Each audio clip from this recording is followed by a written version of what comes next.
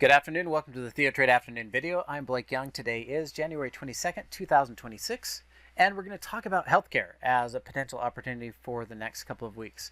The market today did kind of what we thought it might, and that is it went back up and tried to fill that gap. We talked about this in the main room the other day, and if the bounce after yesterday's tweets, we saw it come up and just shy, looking at the close, just shy of testing that gap and our overbought area of this chart. So I'm looking at that as possibly just filling the gap and a pause. We may trade sideways for the next couple of weeks or even months in this current market. Volatility has been rising while we're near the highs. The market makers seem to be struggling to determine where the risk is, and the spreads on the bid and ask on the options have got wider. The cost of the options have got more expensive, and the market makers are charging more to hedge risk. That being the case, when we see the markets move, what I'm looking for is where can we find more safety. And again, as usual, I'm looking for those things that are going to pay us well and have a lighter directional move or a smaller directional move in the next setup. So because of that, and looking at the economic data that was reported today, we saw that PCE came in as expected. We're told that we have better weekly unemployment claims, and our final GDP is 4.4% instead of 4.3%. That's not a huge difference. The final GDP generally doesn't have that significant of an impact. Advanced and preliminary have a lot bigger impact. This is just simply rehashing the numbers. So this generally is not as big of a mover, and it didn't seem to be that case today. Going back to the chart again, we saw that test. We saw a gap up. Most of that move was in overnight trading. And today's move was up to close down from the open. So this is a negative close on the day, even though it's up from yesterday. The difference that I'm seeing in healthcare is that it didn't just fill the gap. In fact, we blew through the gap on the first day and continued climbing, erasing the previous week in yesterday's price candle.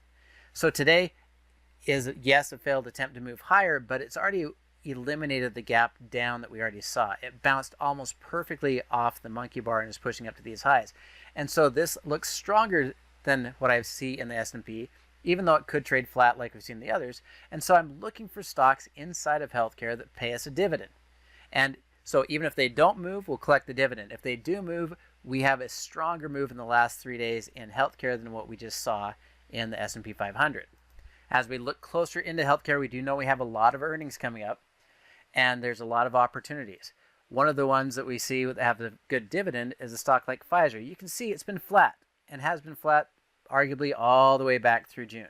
Yeah, we had a move higher, but overall relatively flat all the way back through June. If we continue this pattern, then we're just asking ourselves the question, am I okay with getting this dividend yield of 6.5% while I wait? And then if it breaks out and goes higher, then even better. So we get a 6.5% return on the dividends. We see price potentially go higher from here, and Pfizer could be a decent setup for a dividend trade. As we're looking at it, today is also a monkey bar breakout. So I'm expecting 2660, potentially all the way up to 2750 just in the next couple of weeks, and potentially collecting a dividend. But that means we have to own it tomorrow, which would preclude selling the put to get into the trade if you want the dividend. If you want to sell the put and willing to get into the trade, then they will pay you 3.17% for your willingness to own it at 26, which is better than the dividend if you think we're going to stay flat. I am fascinated with CRISPR therapeutics from some of the gene programming, or whatever you want to call it, the gene editing that CRISPR therapeutics does. It's just a little bit too big of a move a little too quickly for me to chase into that. So I'm going to let it breathe out, come back to find a support level before we look at this. There's no dividend in it, so it's not going to be qualified. But I do find this as a fascinating move today. And if we break free, we could see this repeat 10 to 15% move. So let's let it breathe out, find a support level maybe near 57, and then we'll look for the next move higher. But back to dividends. We'll take a look at GlaxoSmithKline, or GlaxoSmithKline Smith GSK. And what I'm looking for is I'm looking for a break above 48.77. If it breaks above 48.77, I'm looking for a 5% move to retest 50.68. And we're going to see if we can also collect a dividend or sell a put to get into this trade. Well, the dividend was paid back in November. And so if we look here, we're probably going to get one in February. So if we want to get that, we want to sell the put and get assigned. But if I sell the put at the money, they will pay me 3.25% while I wait. If it doesn't move, I get paid 3.25% for a month.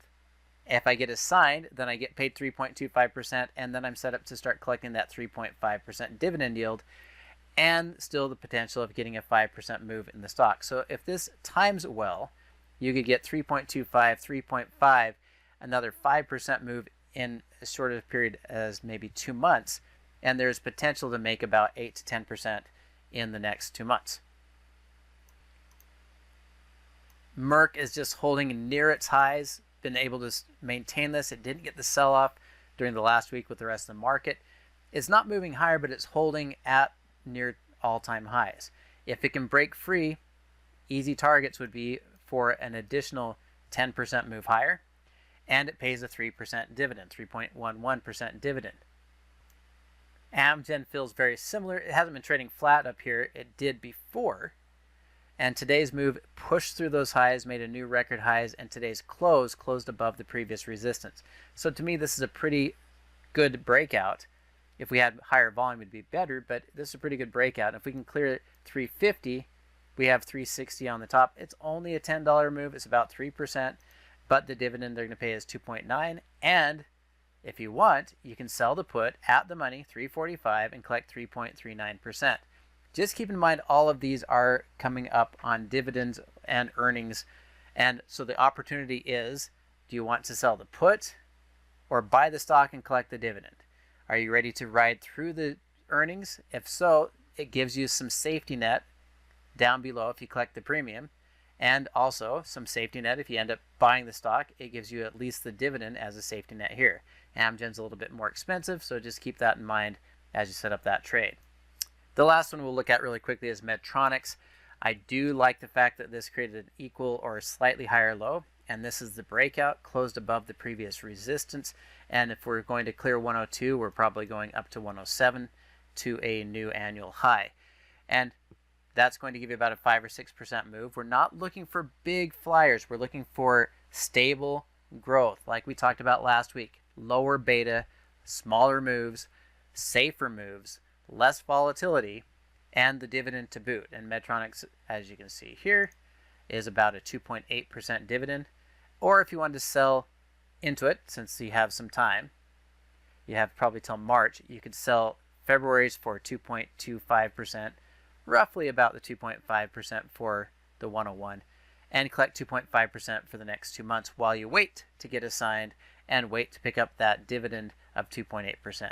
But I do like this one as a setup as well. There's a lot of stocks inside of healthcare that are looking very promising and are going to give you less volatile moves and will give you bigger opportunities. Now you'll notice all of these are, or the most of these are non-biotech pharmaceuticals. They're in the healthcare space, but not going to be impacted by a surprise approval or a rejection by the FDA. So we're going to take the less aggressive, lower beta, high dividend payers in this space. That's going to do it for me today. Have a fantastic night. We'll see you in the main room tomorrow.